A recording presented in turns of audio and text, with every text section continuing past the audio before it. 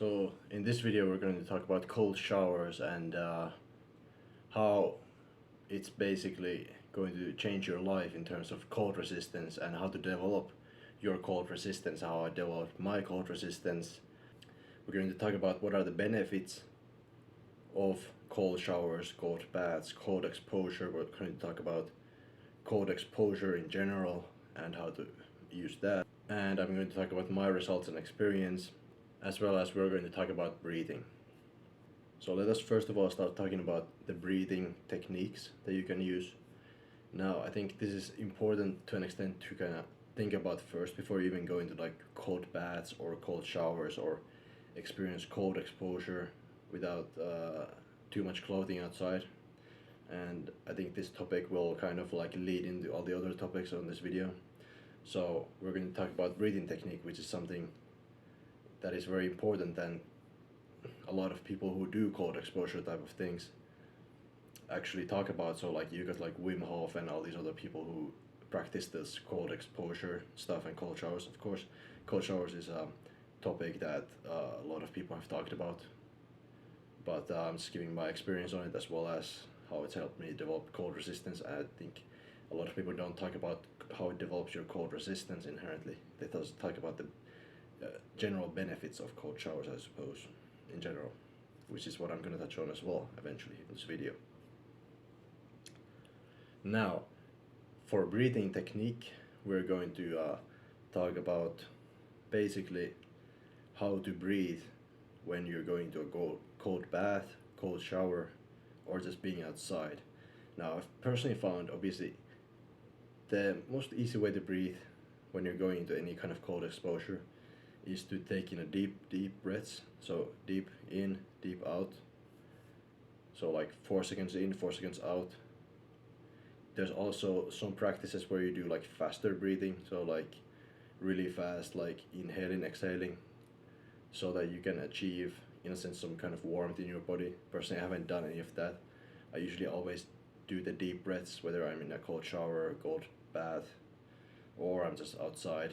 I find that the deep breaths it relaxes your body, and it gives you a sense of warmth and calmness, and that calmness inherently just keeps you warmer as well. Now, my results so far and experience with cold showers has been that I've been doing it for the last about 3 years, sometimes on and off, but at least I would say right now I'm doing it at least majority of the week, and I found out personally that with cold showers, it's kind of a case of where you kind of have to, in the first month, you kind of have to start. I found that you have to kind of go from like the hot cold treatment that a lot of people do, so like hot shower to cold shower, and then after that, after a month, it gets easier. So with cold showers and cold baths, I would say in the start it's important to start slowly and go from like hot showers to cold showers and do that for like a month. That's what I did. And then after that, I would say you need to go into a mode where you're kind of just like jumping into the cold shower, just like turn it to the coldest and then just turn it on, and you're already under the shower and it's gonna hit you. It's gonna last like you like a second or two to get adjusted to it, depending how your body works. Obviously, as you get used to it over time, it becomes less and less painful, you could say, or uncomfortable. So it's not gonna affect you in a bad way inherently anymore. Now with cold baths, I don't really have personal experience because I don't take cold baths much, other than maybe like jumping into a cold lake at best. And with that, I would say it's kind of a case of it's depending how you do it, you have to be a bit more careful and kind of spend more time getting used to that kind of a thing compared to getting used to a cold shower, because cold showers don't usually last that long compared to a cold bath, which usually lasts like even up to 5 minutes depending how resistant you are. But a lot of people struggle with cold baths because it's way more intense in a sense than a cold shower would be, because of the way the water sits on you, obviously. So that's something I would actually tell you to go search yourself if you're more interested in that. So I think I personally would advocate more for like cold showers myself, since that's what I've been doing, and it seems to have worked pretty well for my cold resistance personally.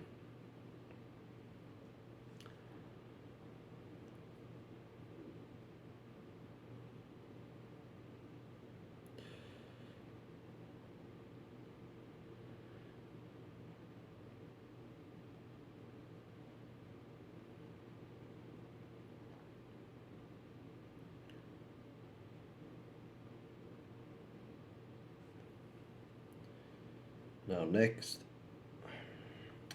next we're going to talk about cold exposure outside and how next we're going to talk about how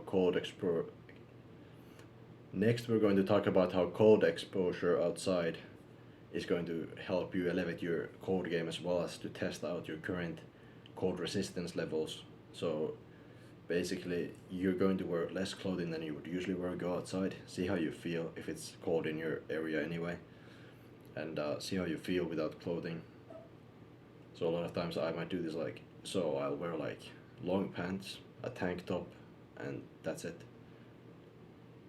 Basically, not counting the other stuff underneath. And that's basically all I go out with, and it might be like 5 Celsius outside, or even sometimes 0 or below 0. You kind of have to gauge where your own resistance limit is. I've also done like being in shorts and a tank top when it's like -20 outside. That is very uncomfortable, I will say. But it is actually doable for a while, but your hands will literally start to freeze off, and it's not very fun. But it is doable for a little bit at least, like maybe 30 minutes. Like you can manage if you're at least doing some kind of activity like walking fast or something like this. So it is possible. And with cold exposure, it's going to also allow you to improve your cold resistance and get used to just being out in the cold. And you're going to notice your body temperature starts to rise in general, overall. And that's where I'm going to go into how developing your cold resistance is actually going to increase your heat production in your body, which means that you're going to be warmer when you're sleeping at night, which is that could be a bad or a good thing depending how warm you are right now. For me, it's not a great thing because I'm already fairly warm, and increasing my cold resistance means that I actually have trouble sleeping at night because of how warm I am. And even outside, when I'm wearing clothing, it becomes kind of hard because my cold resistance is so high that I'm basically having problems with being too warm. So I have to actually wear less clothing. And in the summer, it's an absolute hell in the summer. But for winter, it's actually great. But that is the cold resistance life, I suppose. Now next, I'm going to go over the benefits of cold exposure, and here I'll list them for you. Okay, guys, so to go over the benefits of cold exposure, I have a list here for you guys. So that we're gonna go over the general benefits of physical and mental health as far as cold showers are concerned, and how it affects your mental and physical side. So to get started, first of all, you're gonna have a better immune system. Now, I'm just gonna go over these like in a basic general sense. I'm not gonna go into the science. If you want the science, you can probably look it up on any video or article, whatever, on the internet. So that's what you can do. Now, you're also gonna get more brown fat, which basically means you're gonna burn fat more, you're gonna lose more weight, you're gonna have better heat production in your body, which is the whole point of this video. You're gonna have better increased energy, so you're just gonna feel more energetic in general. And in general, freezing showers warms your body, and hot showers cools your body down. Like, do you wonder why you, for example, take a hot shower and then you feel really cold afterwards? It's because your body just cooled down from all that heat.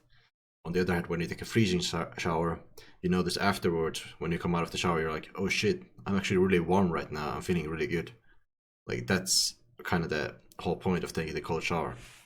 As well, you're gonna have better insulin sensitivity and better recovery, which is debatable. It could be a thing, but it's also like, is it something you're gonna notice? I don't know. It is possible. I'm sure there's something, but it's very unnoticeable in a sense if it does affect your recovery. So it's like, it's one of those debated things. Honestly, there's no real science that says 100% on that. And there's a lot of other benefits that you could list on this topic. A lot of other videos go in more deep on this. If you really want the science on it, you can look it up, as I said. But I'm just going over the more important benefits for this video. The whole point of this video was to talk about the cold resistance part of cold showers, mostly in my experience and in general, not really go into the science and everything. Now for the mental benefits, you're gonna have increased mental energy, which is gonna allow you to just perform better, be less anxious around everybody, and just like have more confidence and just all that, because you know you've gone through that uncomfortable thing in the morning that you wouldn't go through otherwise, and then you have more discipline as well. It's gonna build, if you do this every day, it's gonna build your discipline. It's gonna get you used to uncomfortable situations. It's gonna allow you to really excel more in life and be less uncomfortable during situations in your life that you go through during the day. So that's pretty much it for the video. I just wanted to go over these simple things, and in the future I could potentially make a new video on this, just go a bit more deep into it, but I wanted to make my kind of experience on this and share how this could help you as well. Now, as far as the itself goes, the showering part, you can progressively overload that when it comes to, you can, for example, take a hot shower and then go into a cold shower for 30 seconds and then turn it back to hot and do that for a while and spend maybe like 5 minutes doing that, 10 minutes even if you want. But personally, I usually just, I've never really timed my showers or anything like that, or specifically trained. I've kind of just like taken normal cold showers, so I just turn it to the coldest setting and then I just take the shower like I would normally would, and I stay in the cold shower the entirety of the time. It doesn't matter if it's a minute or 2 or 5. Like you can truly progressively overload this stuff if you really want to. Personally, I haven't gone that far into it, at least yet. Maybe in the future, but right now I feel like my heat production is already quite high because I do this pretty much every day, that I haven't found that there is a huge need, at least with my body, to do this more than I already do. Now, depending if you have any sicknesses or maybe your genetics make you really have problems with the cold, then you might need to maybe progressively overload more than I do. And that could be a possibility as well. But either way, I think that's pretty much it as far as this topic goes for me. Hope you guys enjoyed the video and got something out of it, learned something new. Maybe you can apply this to your routine, and have a good one, guys.